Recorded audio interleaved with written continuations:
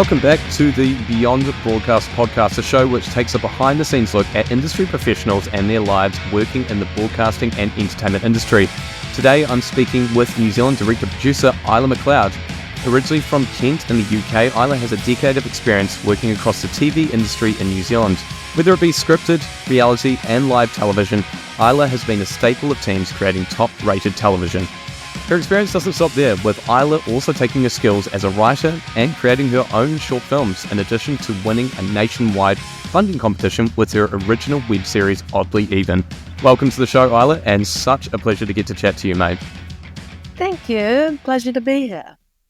Well, I should give some preamble as well, and I've said this before in many of the episodes that I've recorded with guests. Isla and I actually went to university together, to the New Zealand Broadcasting School. So it's probably been easily 10 to maybe 10 years since we've probably last spoke. Yeah, at least. At the very least. So it's fantastic to be able to kind of check in with you, see where you're at, but also I've been able to admire your work from afar, from obviously the years that we've not actually had conversations. So this is really cool. It's going to be a welcome return, a nice catch-up. I think you were actually one of the first people I met or talked to properly when we both attended broadcasting school, oddly. Oh, really? Yeah, I think you were one of the first people I talked to on the first day. I think you know how they do the learning and trust exercises where you get to know everyone, and it's kind of like that. And I think we ended up getting paired up, I believe, on like the first day, which, yeah, it's great that we managed to kind of revisit this in another way. Did we do some trustfuls? I honestly can't. That first week was such a blur because I remember being so nervous. I think we all were. It's kind of like a first day at school scenario. It's kind of like when you're at kindergarten, trying to make friends, you know, hoping that you're wearing the cool clothes, maybe, wearing the Thomas the Tank Engine shoes. I definitely was not wearing the cool clothes. Oh, mate, I don't think any of us were, to be fair. So we'll kind of go to a similar sort of field in the sense of talking about the beginnings. We had our beginning at broadcasting school in terms of our media career, but you had your beginnings over in the UK, which we touched on before obviously starting recording. And you grew up in Kent, so the UK, a bit of a far-flung place from little old New Zealand. So what was it like growing up in Kent? And yeah, how has it changed now for you, I guess, Kent? Because do you still consider it home, or is it not home at all now? No, Kent isn't home, but I always say that I'm English-born, Kiwi raised is how I describe myself, because my heritage definitely straddles a lot of countries. My mother's side is originally Irish, but has been living in England for the last couple of generations. And my father's side is a couple of generations of Kiwi, and then before that, Dalmatian from Croatia and Scotland. So it's a bit of like everybody these days, I feel, it's a bit of a melting pot, and therefore my accent is a bit like a mutt. It's a little bit of everything. But I lived in England until I was 9, and then I moved over here with my family. I'm one of 5 kids, so smack bang in the middle. Geez, that's a big family, and also a hell of a history in terms of heritage. I think you're right. I think we're all technically mutts in culture and everything else in between. And I think it's purely interesting in our situations as well with New Zealanders, because most New Zealanders are related to some far-flung, obviously, family member in some other country. And I can probably say the same. I think my heritage is Irish-Scottish, which makes sense why I'm ginger and also bald, probably. Yes, well, I'm actually a redhead these days, but that's from a bottle, so it doesn't really count. But you're still trying to maintain the culture in a way. I like that. You know, I'm nothing just wrong trying with to that. get back to my roots, Jamie. And so 9 years old, you're moving out from the UK to this crazy land, which is New Zealand, Aotearoa.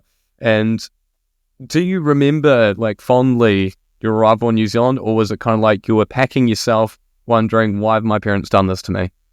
No, I remember being really excited. Definitely felt like an adventure. We'd been to New Zealand before on, like family holidays to visit Dad's side. So, but, we'd always come in January and just gone to the beach. So I basically thought New Zealand was this, everybody lived at the beach and it was sunny all year round. And I remember we also arrived in summer. So, the sort of paradise myth just perpetuated. And I remember just being really surprised that nobody was wearing shoes, because in England, like, everybody wears shoes.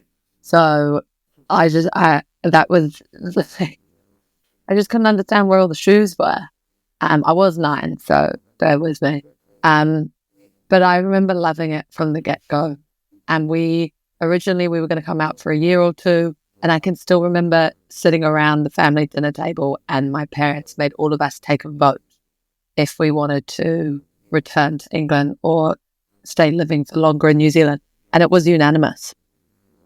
We all wanted to stay. I find that so democratic. You decided this over the dinner table between all of you. Like, I can imagine usually in those situations it would be the parents making this, but it was an actual democratic decision. My parents are very equitable. They're lawyers by training, so everything has to be done fairly, justly, which was wonderful. I feel like that may come up later into this conversation, because obviously the director-producer side of things definitely leans into the just balance and everything else. And so moving to New Zealand, obviously big move, and on the other end of the spectrum, probably a good thing you moved during the summer. I know of plenty of people that have moved to England, for example, during the winter, and it obviously puts them off from ever staying again. I know the amount of people that go just in time for a Northern Hemisphere winter to kick in. And I always cringe when they're telling me, and I feel like I can't tell them you're making a mistake. Like, that's their business and their life to decide. But yeah, there's a lot of people who have done that I know.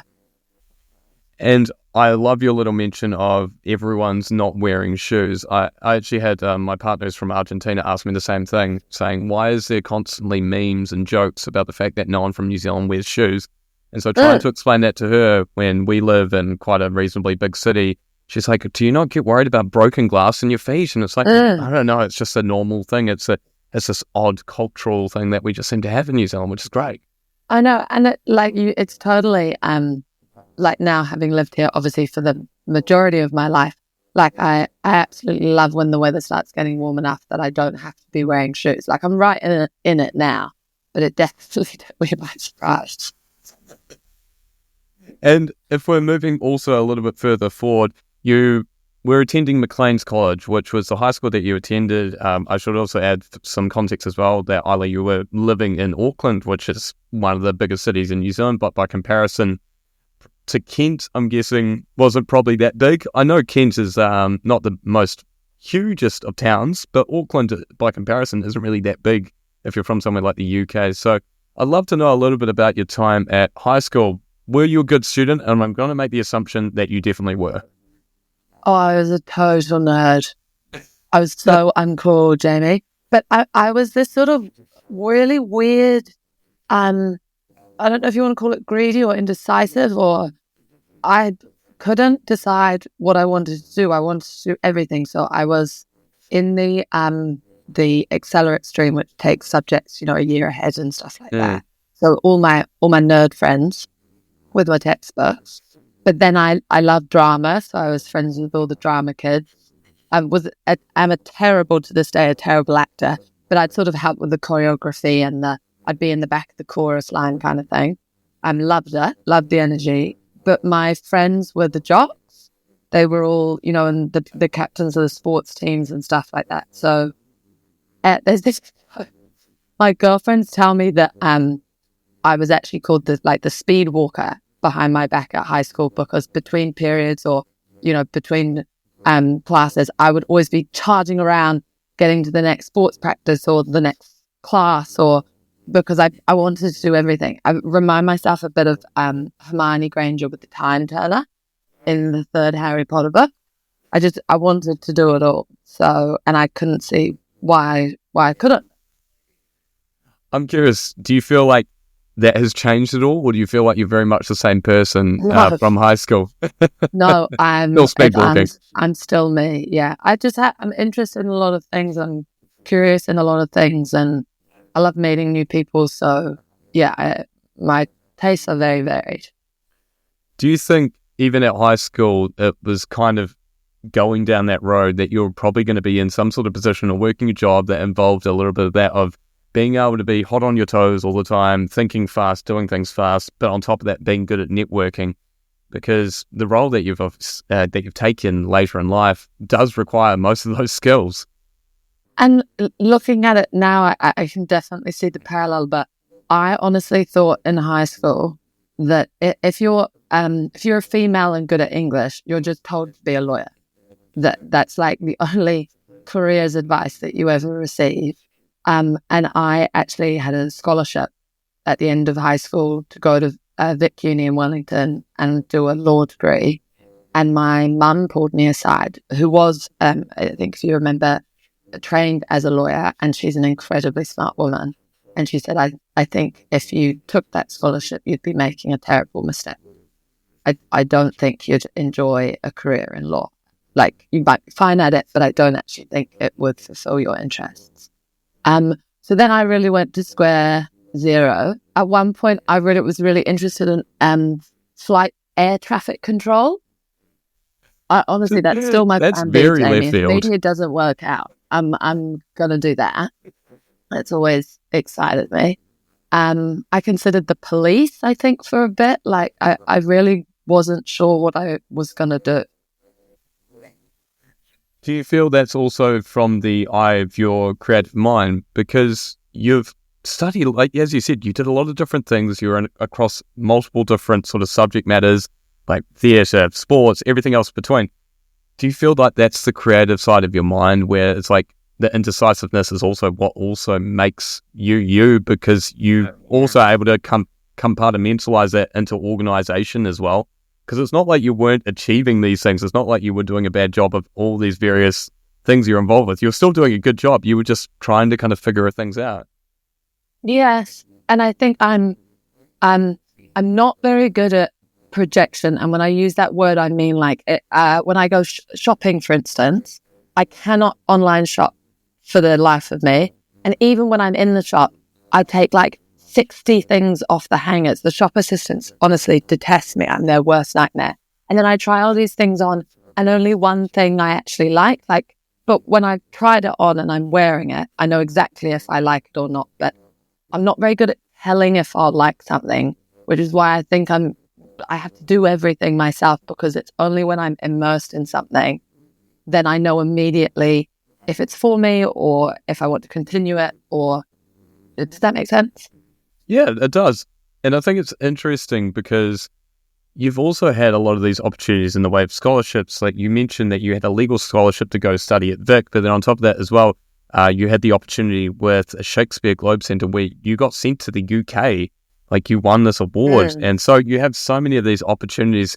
Like, yeah, was it not hard to kind of think, like, how do I choose when I'm being offered all these opportunities? How do I make the distinction? And then how did that end up being, I'm going to go to New Zealand Broadcasting School? How did that decision come about after having so many doors open for you?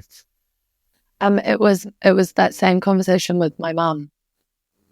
She just said, she's so smart and she knows her children very well. And she's guided a lot of us in terms of not telling us what she thinks we should do, but just having conversations with us to, like, talk about what kind of interest we have and what kind of life we want to lead. And okay, well, that could mean a career in this or a career in that. And she's the one who suggested, among some other things, broadcasting school. And I liked that it's the only media training in New Zealand where you actually come out with a degree, not a certificate or a diploma. So I like that aspect. And I also, my family has a rule that we do not stay at home for university. We do not stay in our home city. My parents had this strong belief that at that age, the learning that you can receive from relocating and setting down roots somewhere new, not having a support system immediately there, like being forced to make new friends and meet new types of people that you've probably not been exposed to before, because you're under 18 and living at home and being sheltered. That kind of learning is so important for a human. So basically I couldn't stay in Auckland. So the fact that it was in the South Island was really appealing. I think the South Island is so beautiful, and it's where my Kiwi family live. And so I have, not in Christchurch, they live in Queenstown, but I have a really strong affinity to the South Island. So And then that basically sold the deal, to be honest. I don't remember thinking about it a lot. I just sort of assumed, oh, yeah, sounds fun. We'll all work out. So there was no preamble thought of, this is going to be the career that I take. This is going to be the thing that I'm going to be doing for like the foreseeable future. It was kind of like this could be interesting to do. Let's see where the journey goes, and whatever happens, happens. There was no real, like, this is the definitive thing. No, and I remember That's interesting. That conversation that I had with my mum, and I was like, yeah, okay, I'm going to apply for B School.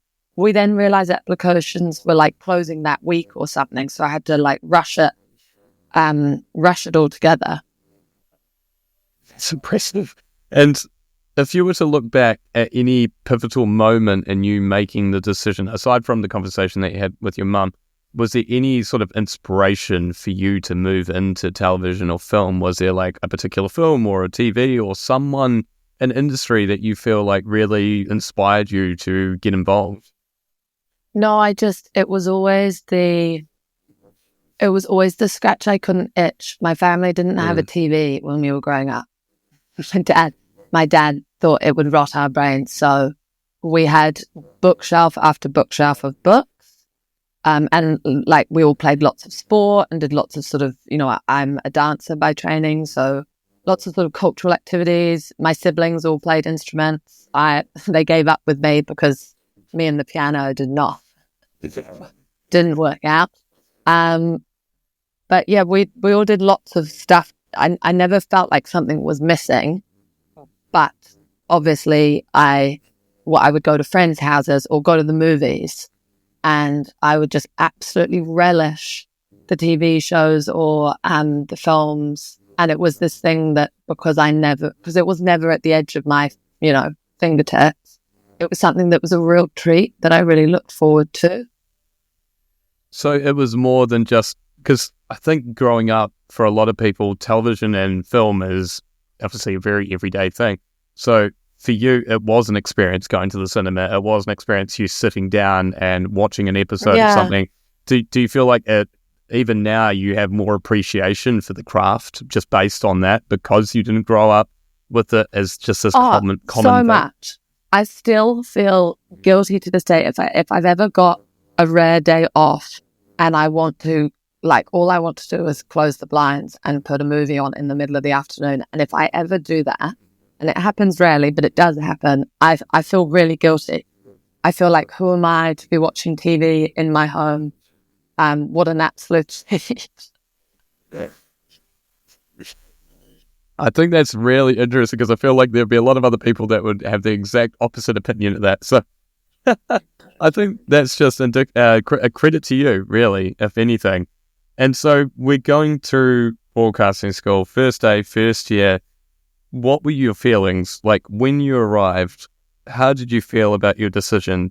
Because as you said, it was your parents' decision and also kind of like a family kind of thing that you have to go away from home, you need to relocate, have no support system. You've gone into an industry that you've said, you know what, I want to give this a go, see what happens. How was that for you being in that environment? Because you're kind of just thrown into the deep end, really. No, it was really tough. I'd never had to work to make friends before in my life. Not because I've never been, this super popular person. It's just that, like I said, I did so many things. You naturally meet so many people, and you're playing in a netball team for months of the year. Like, it was just easy to meet people. But then when I moved to Christchurch, I did not have a car, which was a definite. If I could go back in time, I would definitely have brought a car down. But that didn't matter anyway because I didn't have my license. So that's wishful thinking. Couldn't get around the city, wasn't familiar with the city. It was immediately after the earthquakes. So I basically lived in a student residential hall that was just surrounded by rubble, literally, and cones. There was no kind of nightlife. And this, Jamie, like our broadcasting school is competitive to get into and they only take so many students. So it wasn't like going to uni and there being like a big orientation week, mixers and, where the whole purpose is for you to sort of meet people. That didn't exist. There was no kind of nightlife or things going on in Christchurch. A lot of cultural stuff, exhibitions, festivals had obviously been put on hiatus because of the earthquake or moved to outside the CBD. And although I was really enjoying the university, it was, like the really small classes. And I think you'll remember this, Jamie. There was very little interaction between the streams of TV, radio, and journalism socially. Like there was no there was no shared common room or anything like that. So I was fucking lonely in the first 6 months. I was flatting with strangers, and very far away from everybody that I knew. And I remember being really down about it because a lot of my friends had also left uni, had also gone to different, universities around the country, but they were having an absolute whale of a time. They made heaps of friends immediately and were doing a lot of drinking and having a lot of fun. And I remember being incredibly homesick. I can understand that, even though I was obviously studying in my hometown, Christchurch being my hometown. So for me, it was not a far-flung place. But for anyone else that was coming into that scenario, I can't really imagine what it would have been like, much like what you touched on. The city was destroyed, so socializing for the most part was very restricted in terms of what was available and what there was to do. But I definitely noticed that even with, as you also mentioned, there was almost like an air of competitiveness between the streams. I haven't touched on this with other guests that I've had on the podcast, but yeah, New Zealand Broadcasting School very much, I don't think by intention, but it became separated and competitive in a sense. Like the journalists wouldn't talk to the radio people, or the radio people wouldn't talk to the television people. It was so split apart during the beginning. That we had was that the TV kids were the nerds. Yeah. The journos were like the preppy, debating captains, head prefects, and the radios were the cool kids. And there was just no mixing, and it's so strange because now, 10 years out from broadcasting school, the majority of my friends that I've kept in contact with, kept crossing paths with, sometimes had the opportunity to work with, haven't been the people from my TV class. They've been from the other streams, and I'm like, that should not. I literally spent the weekend with one of your radio compatriots, Chris Goodyear, who is the most wonderful man. And that wasn't. I definitely think there's more opportunity at that school for cross stream, especially with the media landscape. The borders between the micro industries are completely disintegrating. So I don't understand why the learning institutions aren't leaning into that. And we're certainly going to touch on that more and later down the track of our chat, because I couldn't agree more with you. And it's interesting that I feel that was definitely the case, as you said, during that first year. There was a little bit of blending towards the end, but I would say it's pretty accurate to what you're saying now. And funnily enough, I agree with you on the point as well that, most of the people that I've met later down the track, especially post university, post broadcasting school, we're out from the other streams. I keep in contact with a lot of the old journalists that maybe at the other time we wouldn't have talked, or they probably would have thought I was a prick. One of the two, Nobody would have thought you were a prick, Jamie. You were always so friendly. And so, as were you. And I don't know why. I don't know why the television people didn't connect with the radios as much. It was odd. It was a very odd time, and so I can understand the homesickness, the difficulty of that first couple of months. And moving through, you obviously got to a point where you were starting to feel more comfortable, you're connecting with a lot of people. And when you're getting to that first year period of broadcasting, you're starting to also come into your own and realize where you're going to be. And at what point do you feel you came to this sort of realization, I want to be in directing and producing? Was there a particular marking point to that, or do you feel it was something that gradually just happened anyway? No, I'd come in with that as the goal, because I'd done a bit of directing at high school and really enjoyed it. Only theatre. Actually, no, I took media in year 13 and directed this awful short film that I'm pretty sure it won an award for being terrible. which should not be an award that they give out at like the student film awards. Like, I think it's so negative. Yeah, I'm pretty sure I won the award. It's called the Wooden Spoon, and it's for like bad, being a bad. So, that's what I was coming in with. So obviously from that, I was like, this is it, guys. This is meant to be. So I always wanted to do the directing.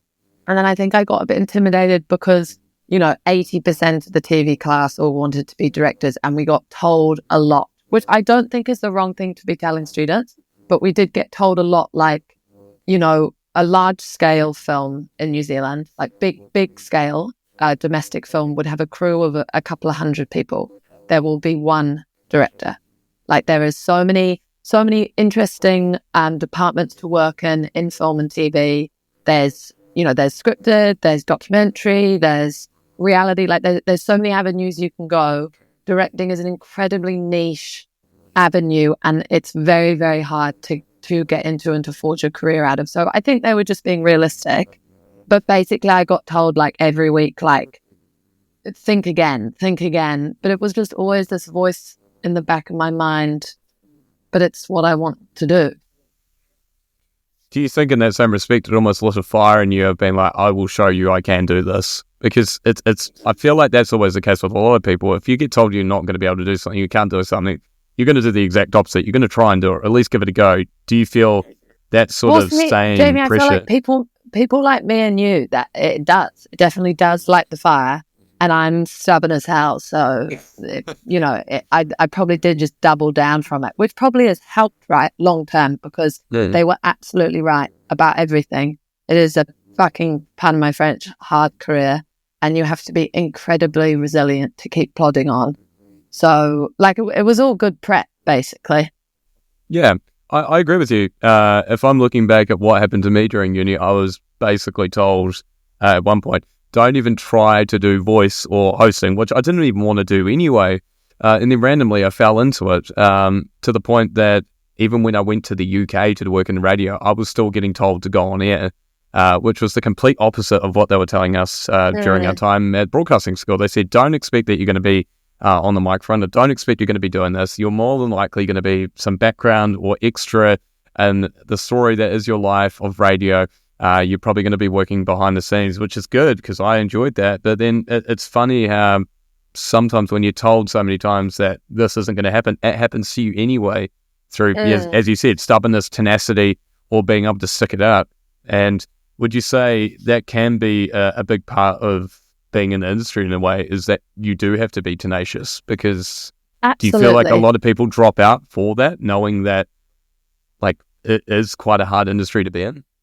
No, so much so. And I've been told by several people, or several people have observed to me, that it's often just like the people left standing at the end that end up, getting the opportunities. Like, there's a lovely and very successful male actor in his 60s, who I won't name, but I've worked with him on a few jobs now, and he's so warm. And, the jobs that I've worked with him on, I have been like a very lowly crew person, and he's been a lead, but he will still be kind, which I think is just the mark of his character. And he told me, we got talking once in a quiet moment on set, and he was like, I honestly think my success is down to the fact that I just kept going. And there's now just not a lot of men in their 60s who look like me who are acting. So, like, I don't have a lot of competition. Like, he was really frank and pragmatic about it. And he's a wonderful actor. But he's also just done the most amount of time on the blocks, right? I think that's a really good point because, yeah, especially now, it's I've met some veterans in TV, radio, and film, and I feel like they echo very much the same thing. And it's almost very accurate as well to a conversation I had earlier on one of the first episodes I recorded, where Ryan Foster, who worked for My FM, talked about the fact that there is a lot of it as being prepared for that right moment. It's not saying that 100%. There is not hard work involved, but it is also the right moment.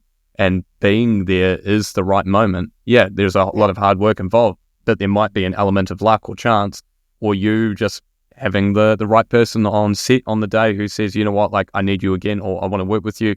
And from that, I kind of want to move into talking about your first role post-broadcasting school, because that is an element of our university, of that degree, of that study, is getting that internship, that first role. And do you mind telling me a little bit about that first role? What was it? How did that conversation happen?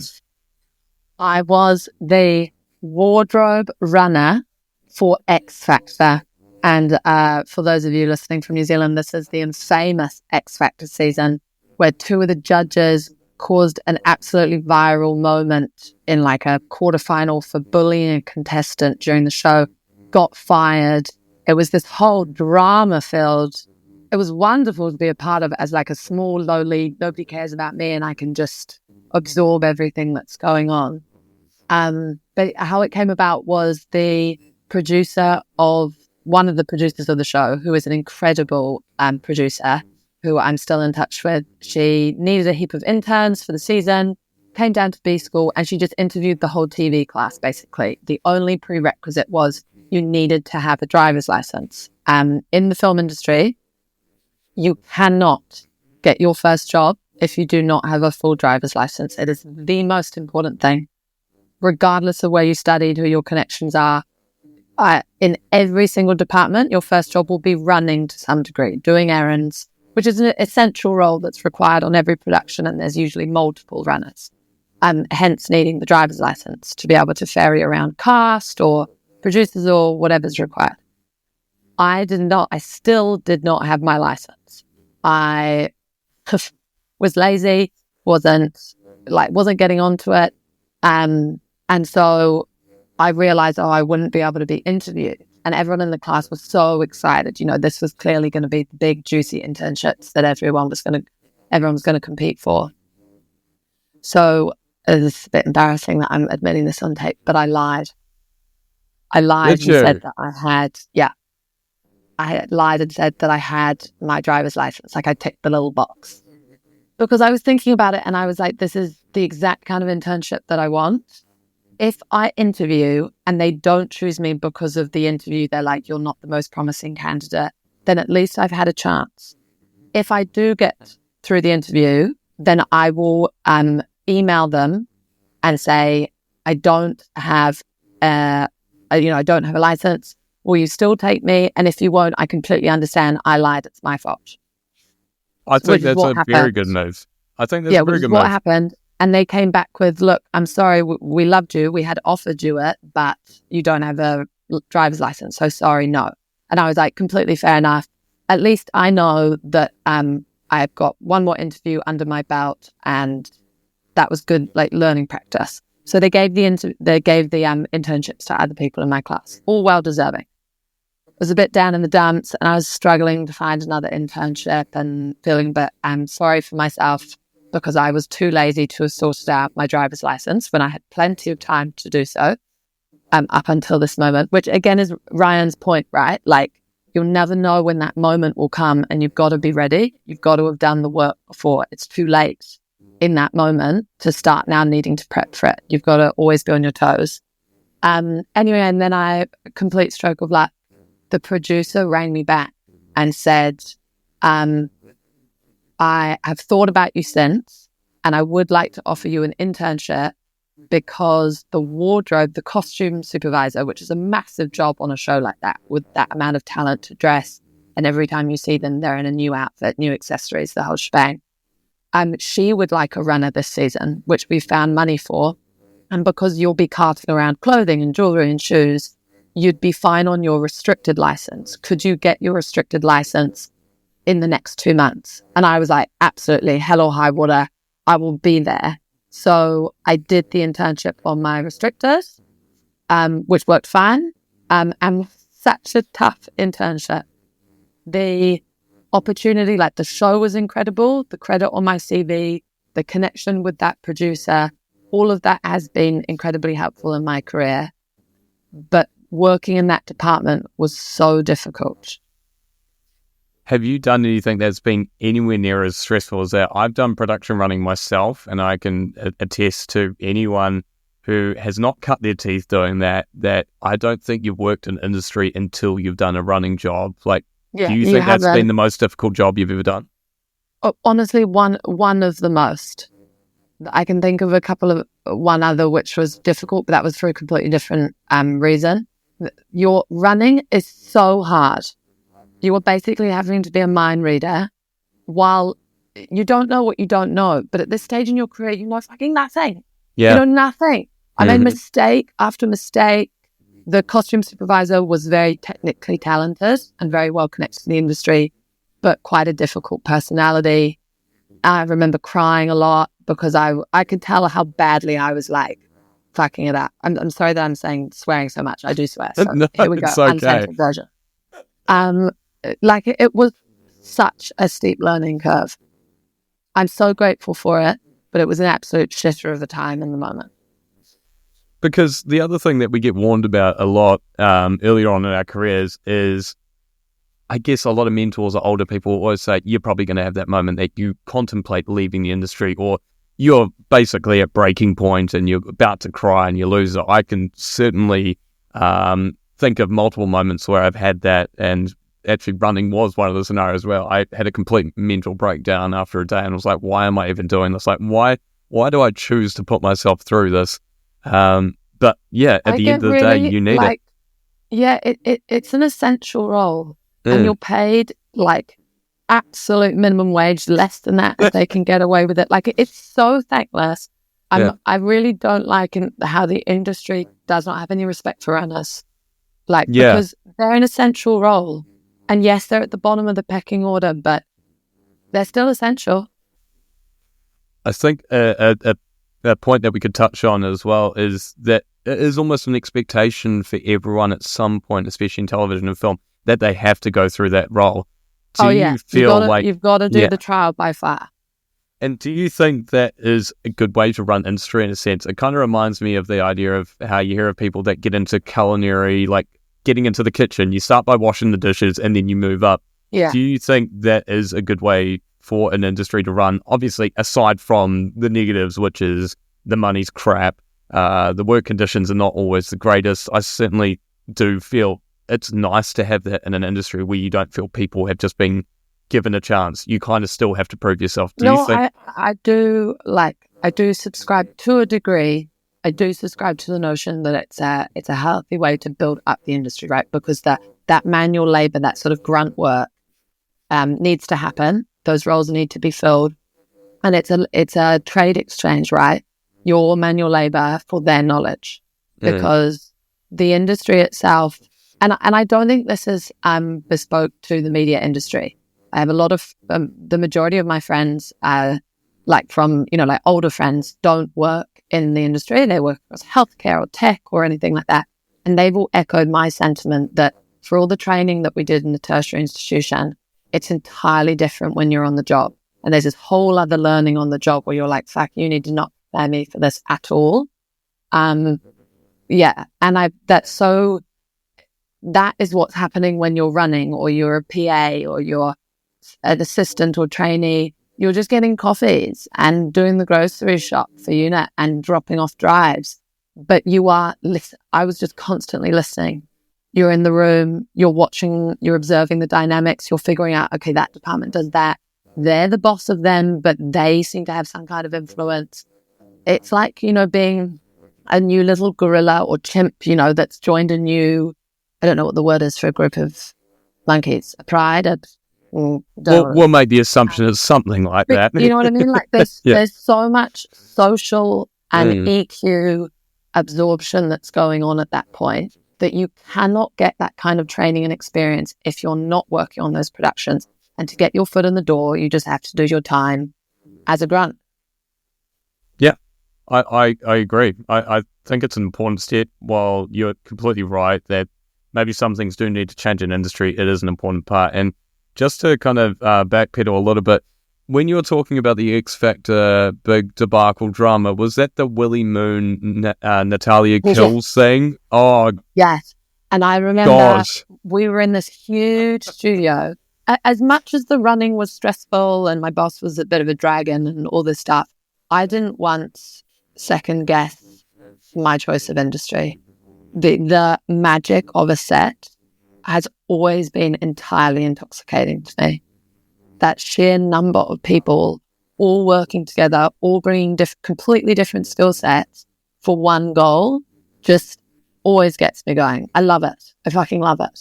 And so I was on this huge studio out in South Auckland, this warehouse thing that we were using golf carts to drive around inside the studio. It was that big. And I remember the US the network EPs flying in to deal with this crisis. And it was so much drama. By the way, a group of chimpanzees is called a troop, which I love. Which is very fitting, because I feel like you do need to be kind of like a squadron, a unit when you're working in television. Oh, yeah. Because anything could go wrong at any moment, that being a perfect example of it. And so do you feel you still get that same feeling of that first time on set even now? Yeah, I do. That's beautiful. Not to a huge degree if it's like a small, a baby set with stuff, because obviously I've spent a lot of time on set now, 10, 12 years later. But the big jobs, I still do. I've recently been just helping out, not part of the main unit, but doing a few days on a big Netflix TV series that's shooting over here that has proper money and has proper scale. And it is incredible walking onto a set like that. The amount of the work that the art department has done is art.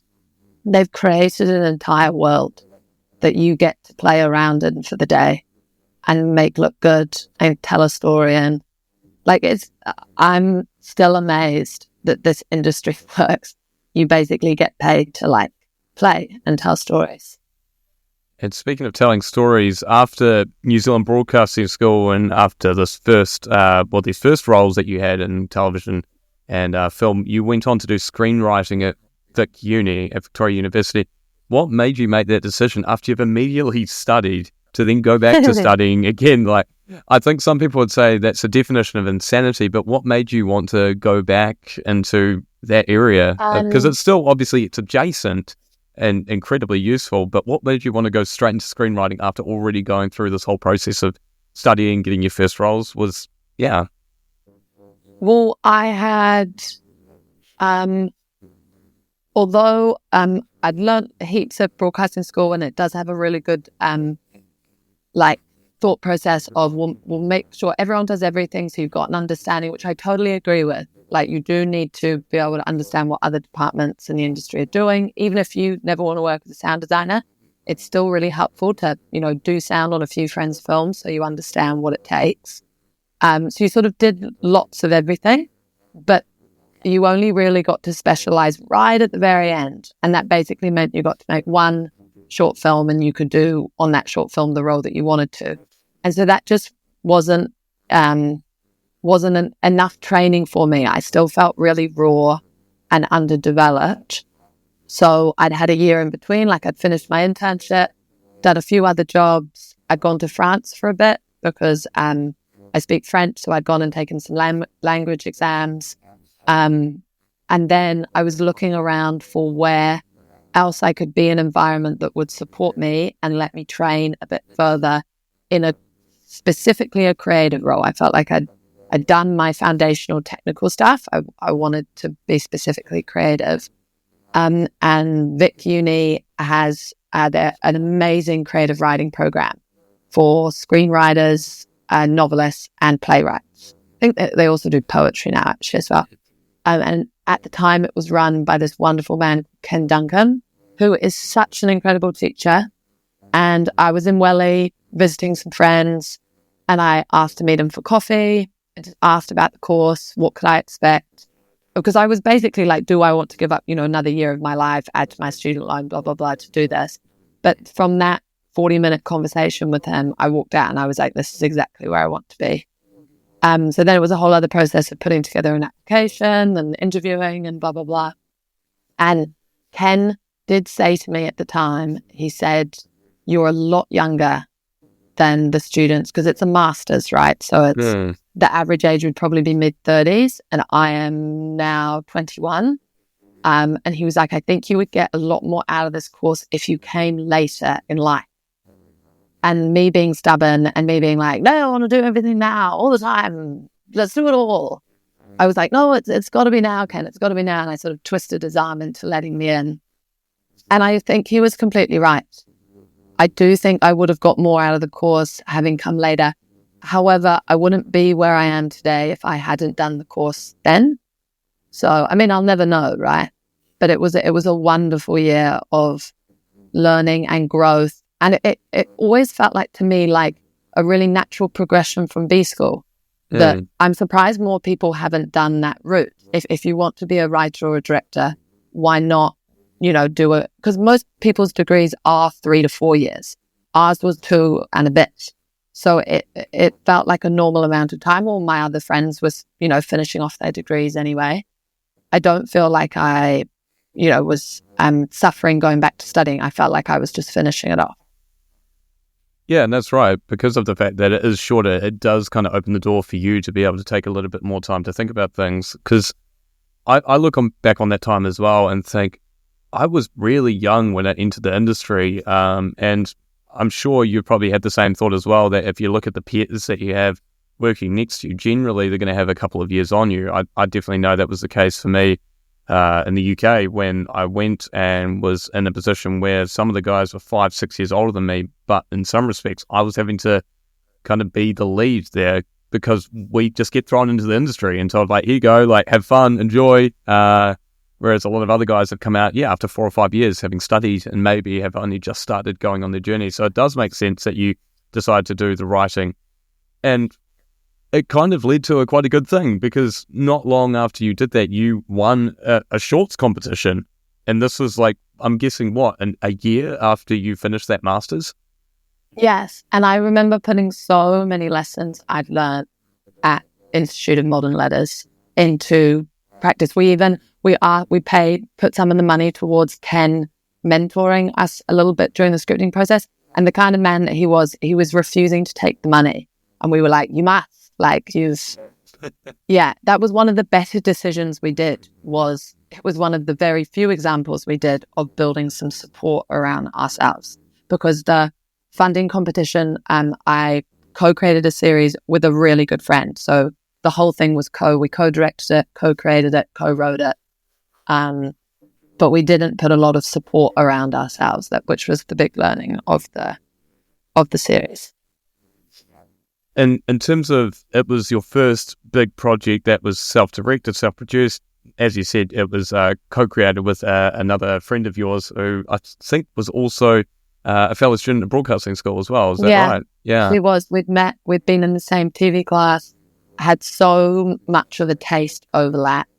Had a real wonderful creative chemistry, and she's still a really good friend to this day. She's a wonderful lady.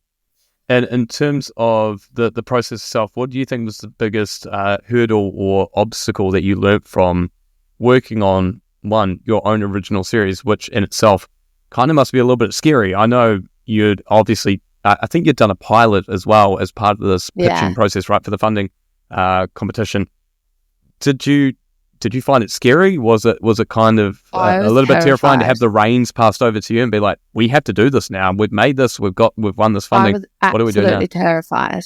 Ash called me, who's the friend, the co-creator, when I was still in Welly. She'd seen, the press about it, and she was like, we should make a pilot.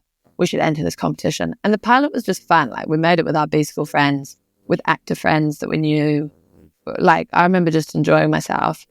And then we won the vote, so we got the funding, and Ash got the official phone call or email, and she called me to give me the news, and she was so excited. She was frothing at the mouth over the phone. And I remember I was walking on a street in Auckland, and I remember my stomach dropping. I remember being absolutely terrified, oh God, we now actually have to do it. I hadn't I said I wasn't good at projection. I hadn't actually thought about the possibility of what actually happens if we have to do it. Ironic. But we did.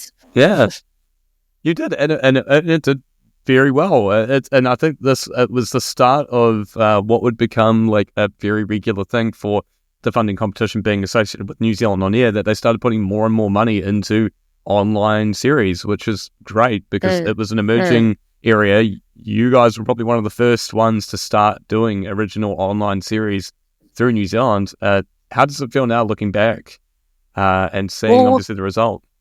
Well, there was definitely, it was sort of that golden era of web series for sure, but I actually think we were on the tail end.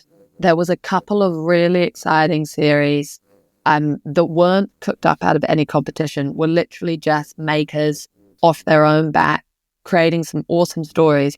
And I think TVNZ saw that trend and just wanted to tap onto it. And then, of course, it then grew into this like whole tidal wave of digital series. And also with traditional like TV, breaking down with streamers, like it's all sort of now become one big melting pot. And I love a digital-led series because because of the freedom in terms of durations. The story can be told, the story can be as long as the story needs to be. And that obviously gives you a lot more freedom creatively to actually fit the story to the shoe that actually fits it. But the experience itself was, you know, how earlier in this session I said there was 2 jobs which had been the hardest in my life. And the first being the running one, for sheer being, we call it in the industry being green. When you're new and you know nothing and you're making mistakes, you're called a green or a greenie. First job being bad for that reason. And the second job was the web series because we were just alone with money, and we made the classic error of trying to make too much for the budget that we had.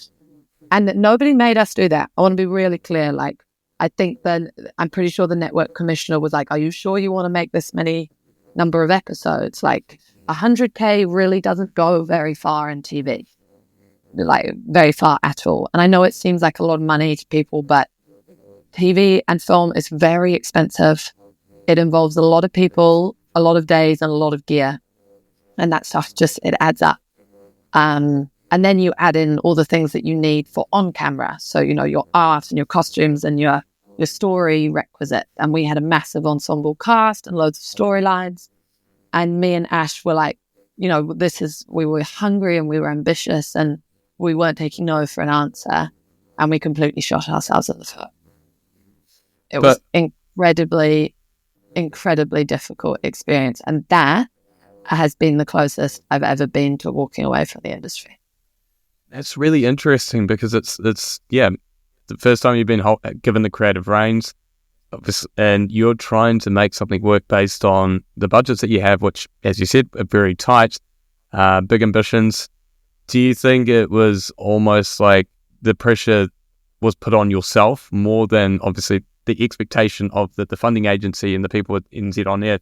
Do you feel it was more yourself and Ash were kind of building up this pressure because you wanted to make this perfect product? Do you think that can also be maybe a bit of the producer director side of you, the perfectionism of trying to achieve something that you really want to achieve?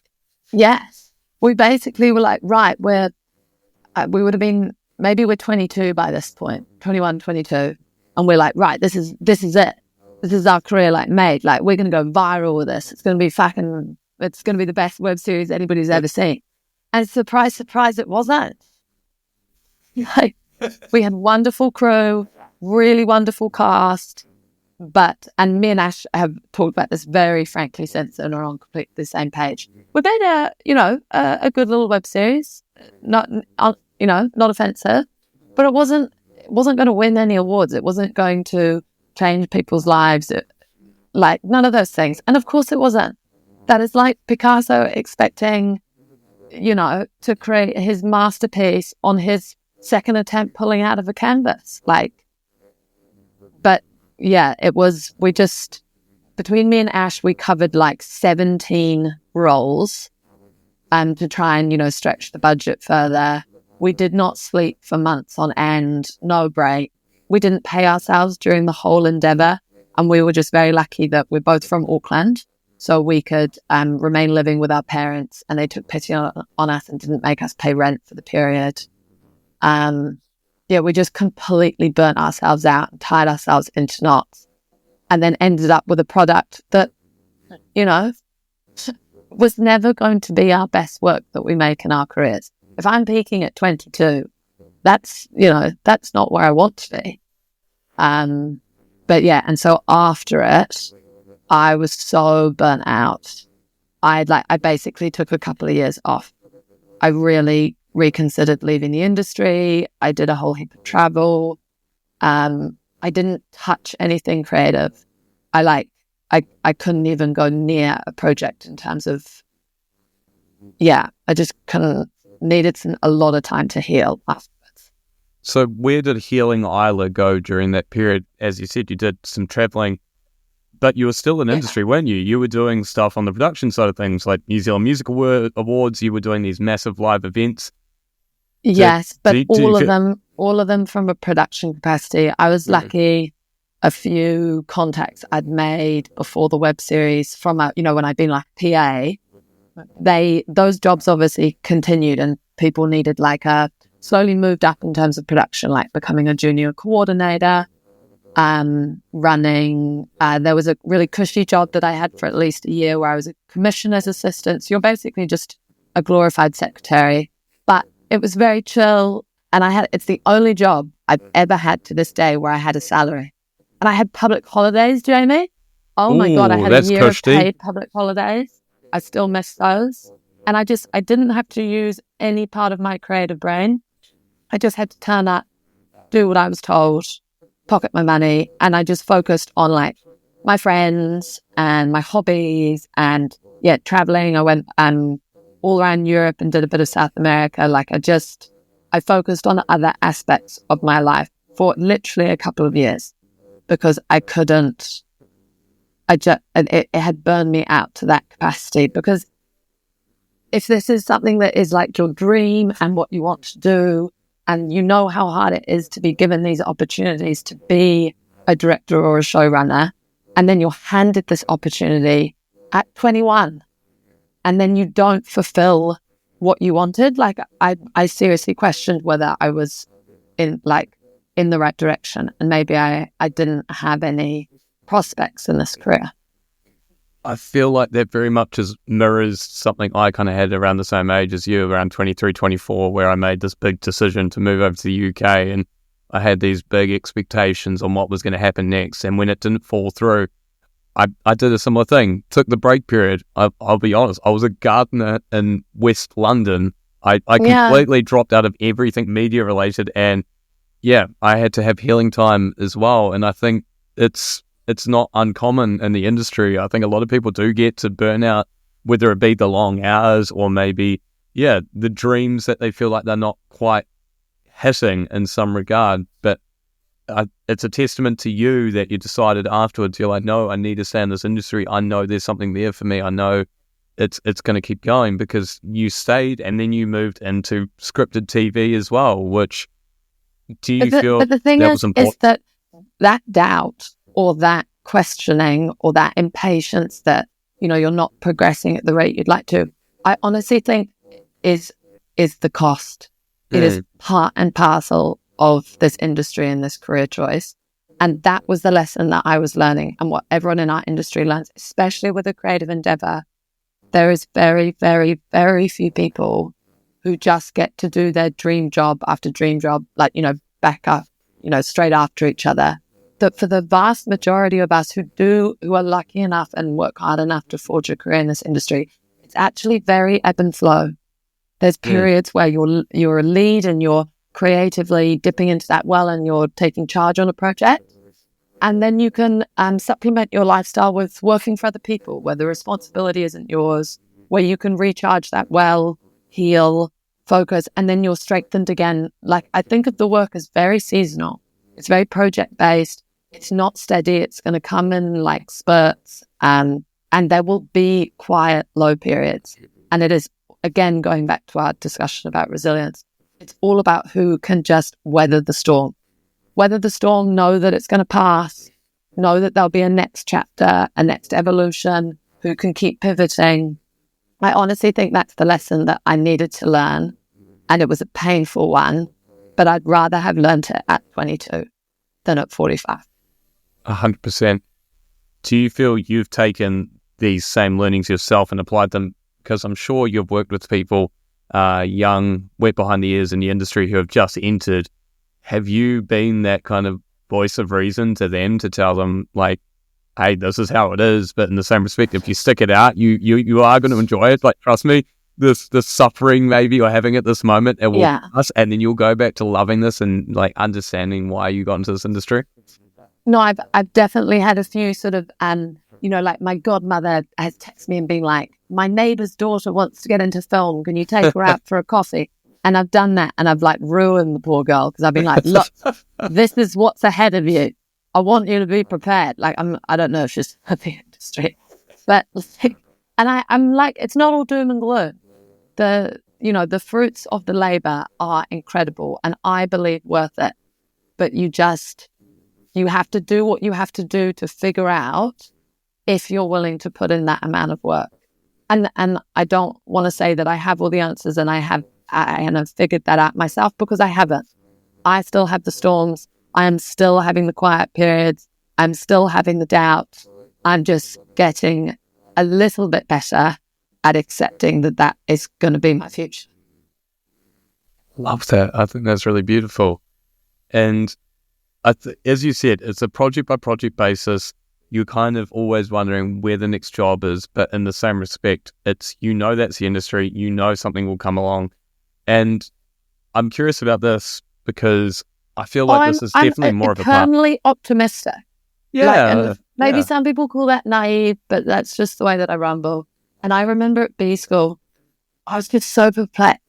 I didn't understand this freelance business. Like, what do you mean people don't know what they're doing next and they just wait for the phone call? What do you mean you'll never go for a job interview in your life? Like, I really did not understand that concept, because when you're a child and when you're at school, like, the only careers that you're ever showcased, like, no one ever learns about what it is to be a contractor in high school, which they should learn. They should teach that, and 100%.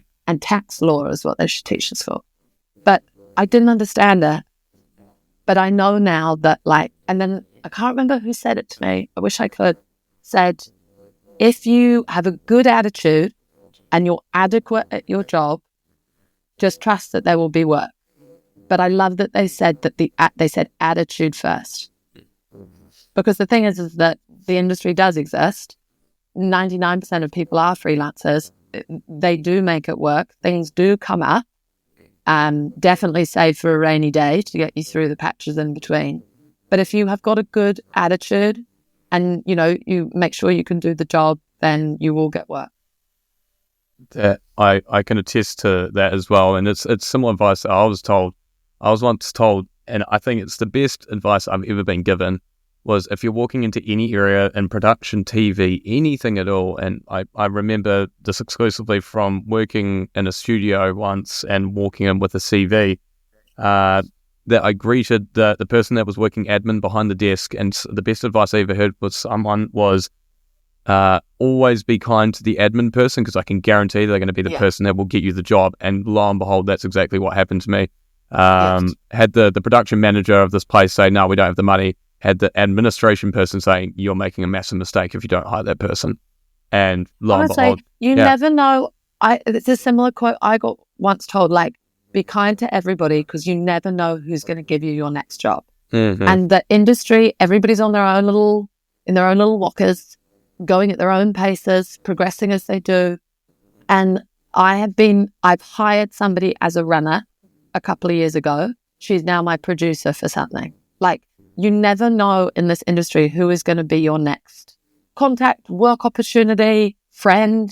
Like, it is so short-sighted to be unkind to people in our industry. It is way, way, way too small.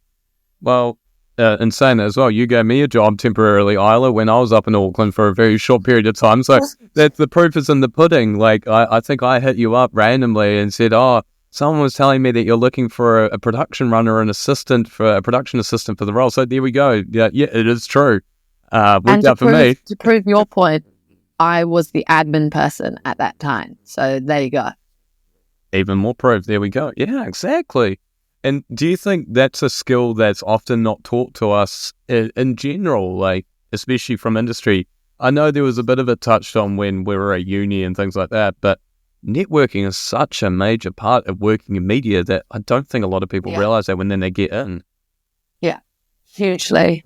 And also it really mirrors all the learning that I've been just as a person in the workforce, as a director, like it affects every aspect. As a human, as a neighbor, like it's really affecting every aspect of my life, that the more time you can spend improving your EQ, your listening, your respect, your ability to read a situation, or your ability to read what is actually being said to you by somebody. Because as we know, what people say isn't necessarily what they're like saying in their head or in their actions. If you can, in any way that you can strengthen those, they will be an investment in your future. I love that. I'm curious. We've moved through a lot of your career. We've talked about how you've moved through scripted TV, you've done screenwriting, you've done shorts, you've done these big live event shows.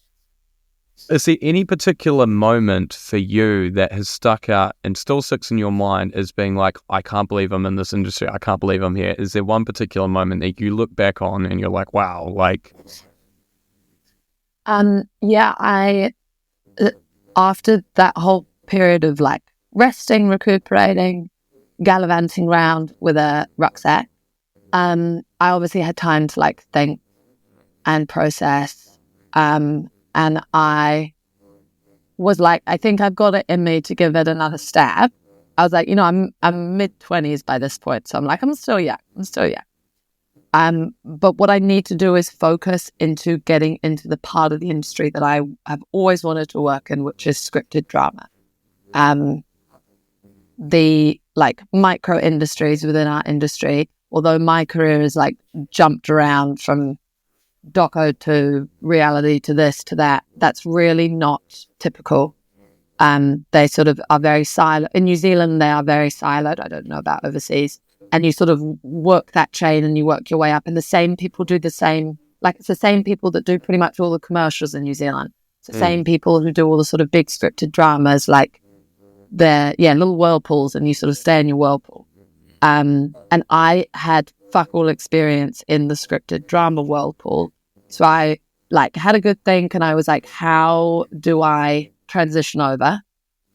And I don't want to work in production because I love producing.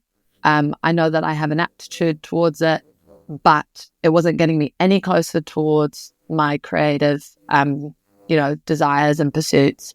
And so I realized I couldn't work in production because I'd be stuck in the office, and I wanted to be on set. So then I thought, okay, which department am I most likely to be able to get my foot in the door? Is that like runner baby position?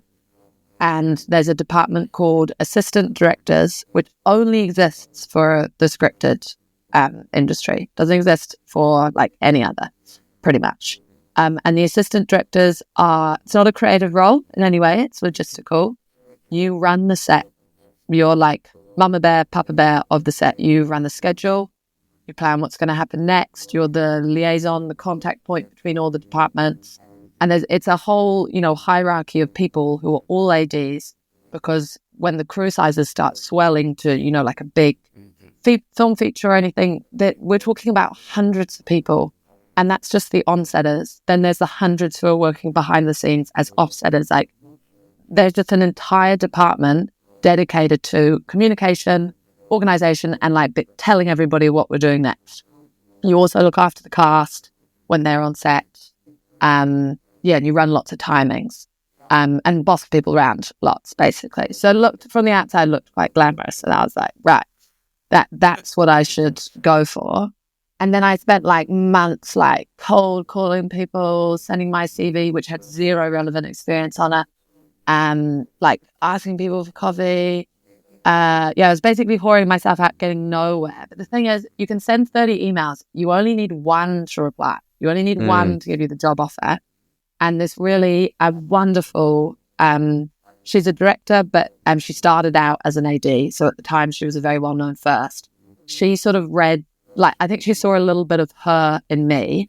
And she'd been given a chance by a female AD for her first job and she like met me for coffee, and she just wanted to know what I was like as a person, because again, it all comes down to attitude. She was like, I can teach you all the skills. I just want to know you're not going to be a pain to work with, and that you can follow instructions, etc.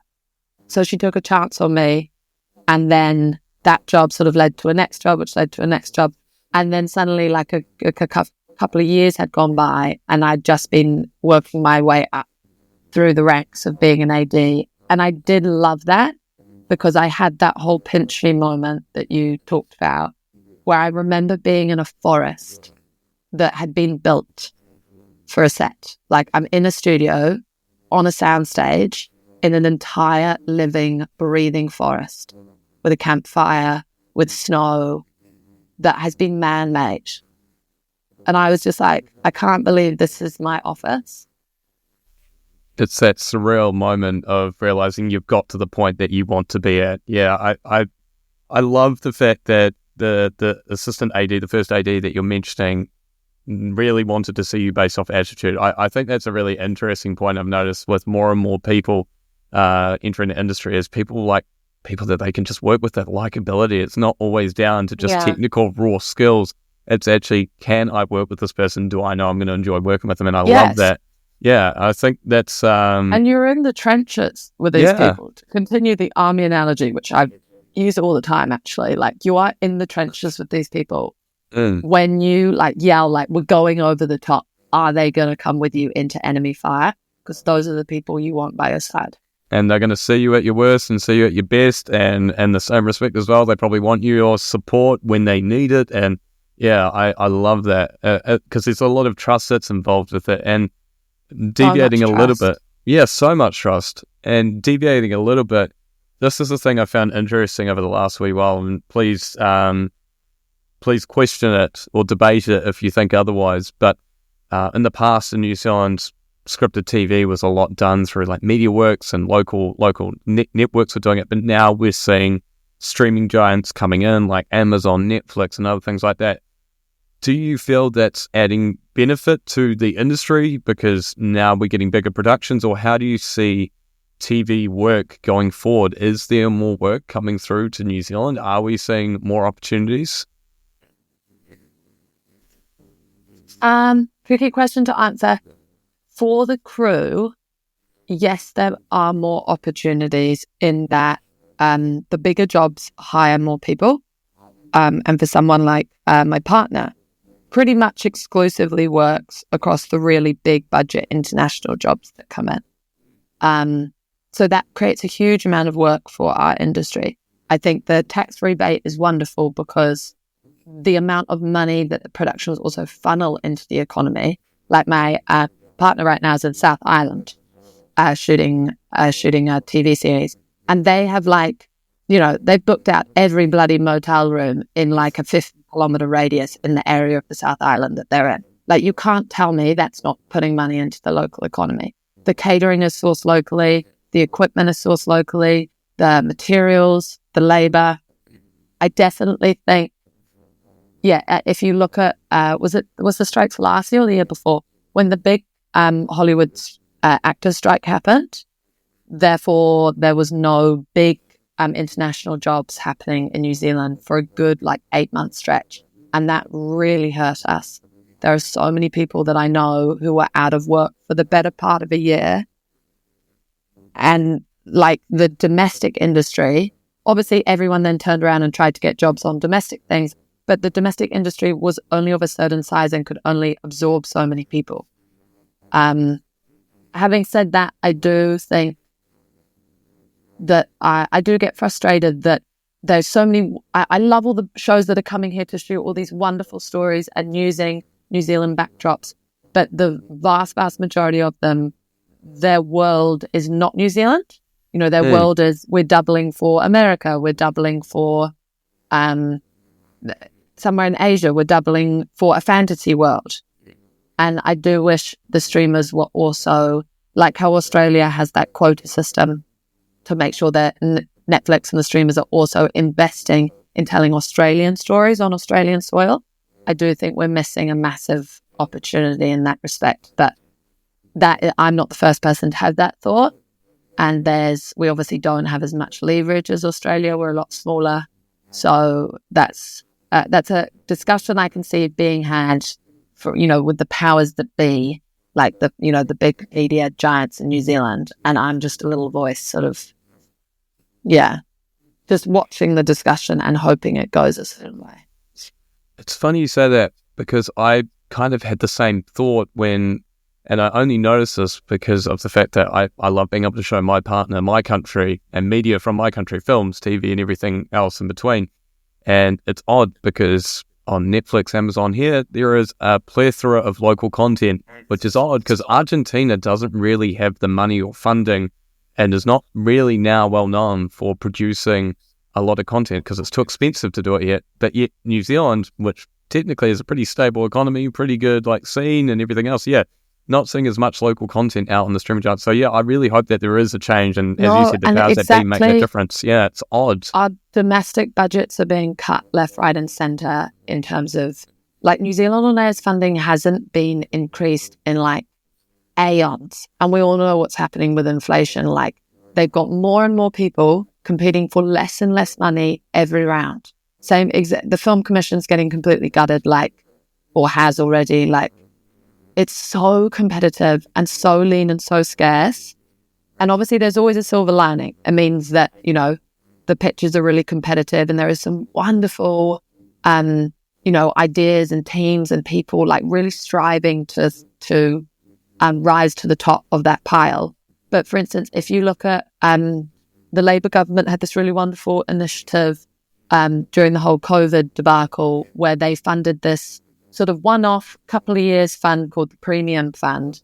And it's where they gave much more money to projects than they ever usually would to really boost the economy and the industry and to keep people tiding over with work during COVID. And there's been, I think it's 3 TV shows got funded through that, or maybe 4. And don't quote me. People listening actually research it. But all I do know is I've had friends working on those productions and they have achieved remarkable success. They are objectively some of the best television shows that have come out of New Zealand in a long time. They are doing incredibly well overseas. They are selling into overseas markets. They are building New Zealand tourism and the art industry at large internationally. The return on investment, to use suit language, has been exponential. And I think it just proves beyond point, when you actually put some money on the table, then we can start competing overseas with the stories that we're making. If you're giving us a penny for every pound that everybody overseas has got, we are never going to catch up. We are just going to become more and more redundant. Do you think that's almost a scary thing? Because this was the thing I found funny when I had conversations with friends of mine who work in industry, obviously in the UK and other places, that I was saying we can't understand why New Zealand is not more of a giant in the media space, considering how significant the last few decades of films have been in New Zealand. I know friends of mine who can't even speak English and they know what Hunt for the Wilder People is, for example. I know. Which is odd to think about. It's probably more popular outside of New Zealand than it probably is in New Zealand, even though I know it was a massive film, but it's crazy to see that no one is taking a more drastic step to make sure that there is a future for. I know there is a future for the industry, but a bigger step to make sure that the future is looking brighter for it. And I'm not laying the blame. As always, every issue is always a compounding situation of multiple factors, and I am not laying the blame at any one doorstep. I also think that the funding bodies in New Zealand have their hands tied. They just got bugger all to hand around. It's got to be a much more significant instrumental shift from a national level top down to pour some blood into the industry so that we can actually invest, lay down some development pipelines. Good work takes time.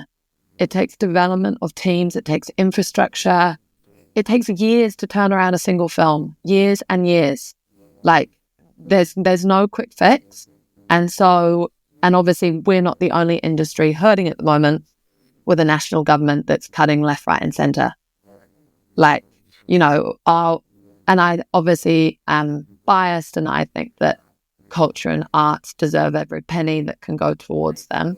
But I also think our healthcare, is being completely underfunded. Like there's a obviously look at the political results in New Zealand at the moment. We're all very divided in terms of like cutting or spending to stretch. It's very true. And it's funny because it's reflected the same here. The government over here actually recently did a massive cut when the new president came in, saying that arts and culture was not relevant to anything that was really happening, to the point Which that is they just actually total bullshit. It is. It's like, complete come on. bullshit. Yeah, exactly. It's reflective of a whole. It's reflective of a nation. It's reflective of the people. It's something I still struggle to deal with when anyone says arts and culture is not relevant and it's not needed. It's very much needed. For people who like have that kind of thinking, I'm like, fantastic. Do a year without any stories. Turn off your Spotify. Cancel your Netflix. Don't go to the cinema. Don't go to theatre. Never attend a dance class. Never have music while you're going for a run or going to a gig. Like, do a year without art, and then come back to me and tell me if you still believe that.